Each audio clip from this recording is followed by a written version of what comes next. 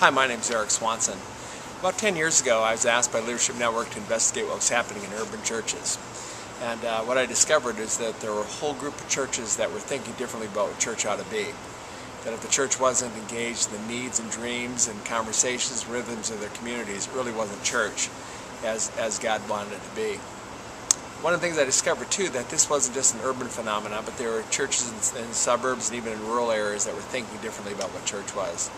When I asked them, I said, well, who else is thinking like you are? Who else is serving their communities? They'd say, we're the only church that we know of in our area. Well, now, 10 years later, what was once at the periphery is now pretty much the norm for churches. Either churches are serving their communities and serving outside the walls, or they're thinking about how they can do so better.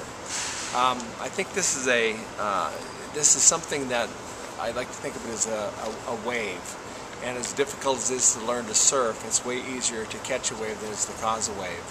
And this wave of putting churches in their communities where they can be salt, light, and leaven is really something that God is doing. It might be as simple as many churches have adopted sort of a one day of service type of thing, which is their easy entry into the community. There's no background checks. You can just kind of do a day of service, then it's done. But what happens is oftentimes they find that once they're there, that people really like it. And I have a friend of mine that says people don't serve twice till they serve once, and that one-time service is what gets them engaged. But then what happens is as people get, they start experiencing some of the joy of service, different things start happening. I'm thinking of a friend of mine in Denver that has organized churches to really love their neighbors. And it came out of a meeting with the mayor, who said, I realize that if all of our problems could be solved in our community if people just loved their neighbors as themselves. And if you pastors could teach your neighbors to love each other as themselves, all of our problems would be cured. And now there's about 20,000 people in about 60 different churches that are really committed to not just, first of all, just knowing their neighbors and then loving their neighbors. I think of my friend Glenn Breckner down at Chase Oaks Church in Plano, Texas, and they've incorporated service into every one of their small groups.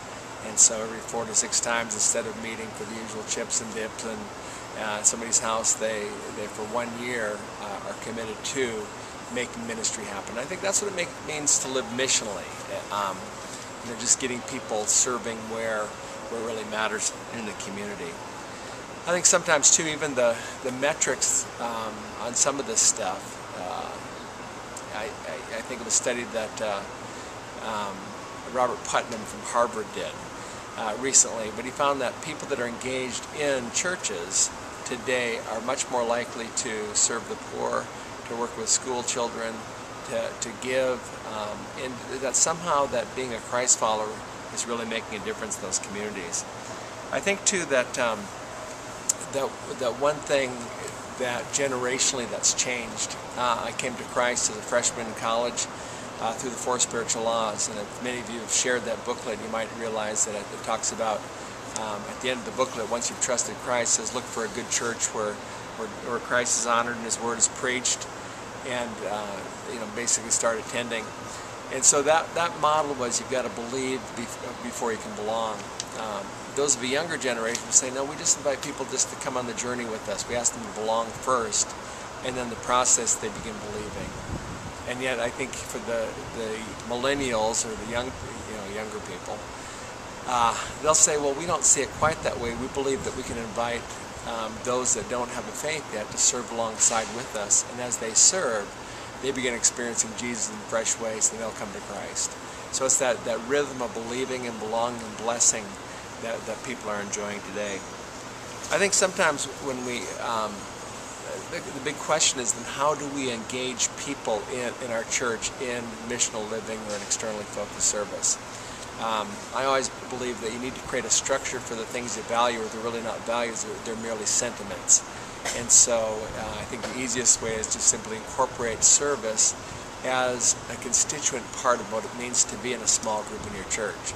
I'll put it this way, it's that even though I'll say that good deeds create goodwill, and goodwill is a great platform for sharing the good news, it's really good friends that help turn good intentions into good deeds. through which we can create goodwill and then share the good news. You're more likely to do something you don't even initially enjoy doing with people you like hanging out with than you ever are to find that place of service by yourself. And so I think that's one of the biggest factor that we can do to engage people in missional living.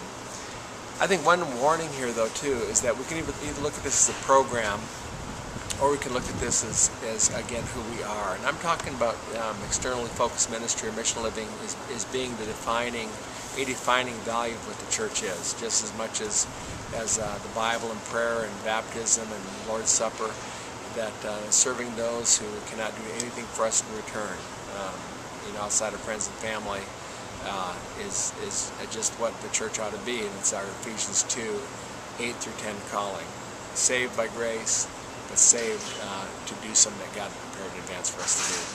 So, just a couple of resources on this.